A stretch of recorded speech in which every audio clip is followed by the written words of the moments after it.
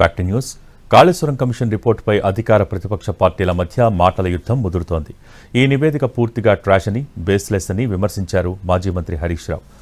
అయితే ఏది ట్రాషో, ఏది బేస్లెస్సో అందరికీ అర్థమవుతోందన్నారు మంత్రి పొంగులేటి.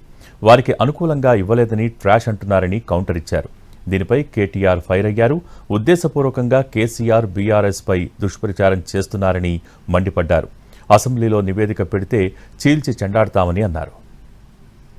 పూర్తిగా ట్రాష్, బేస్లెస్ ఎలిగేషన్స్. ఒక ముఖ్యమంత్రి గారు ఒక ప్రాజెక్టును రివ్యూ చేయడం ఆయన బాధ్యత. అది రాజకీయ జోక్యం ఎట్లయితుంది? అది రాజకీయ జోక్యం అనరు. It is the responsibility of the chief minister and the government. ఈ రిపోర్ట్ను చూస్తూ ఉంటే మరి అదైతే పూర్తిగా ట్రాష్ లాగా ఉంది, బేస్లెస్ లాగా ఉంది. ఏది బేస్లెస్, ఏదో ట్రాషో, ఏది నిజమో ఏది అబద్ధమో నీ నోటితో నువ్వే అంటివి. కాళేశ్వరం కట్టిన దానికి కర్త కర్మ క్రియ అంతా మా మామే అని చెప్తివి.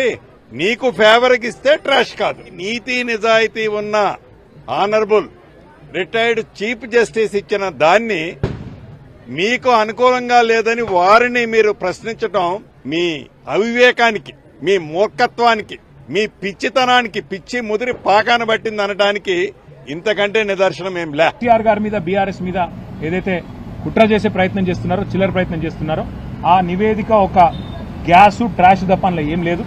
మొత్తం దమ్ముంటే మొత్తం 655 పేజీల నివేదికను ప్రజల ముందు పెట్టండి, మొత్తం ట్రాన్స్పరెంట్ గా పెట్టండి. అసెంబ్లీలో ఎట్లా పెడతా అంటున్నారు కదా, ఇవాళ ఆల్రెడీ హరీష్ రావు గారు చాలా వివరంగా అన్ని విషయాలకు సమాధానం చెప్పారు. అసెంబ్లీలో పెడితే మైక్ కట్ చేయకపోతే, ఈ ప్రభుత్వానికి దమ్ముంటే కాంగ్రెస్ ప్రభుత్వానికి మైక్ కట్ చేయకండి. మైక్ కట్ చేయకపోతే రాష్ట్ర ప్రజలు చూస్తారు ఎవరు నిజం చెప్తున్నారు, ఎవరు అబద్ధం చెప్తున్నారు. చీల్చి చెండాడి ఫుట్బాల్ ఆడకపోతే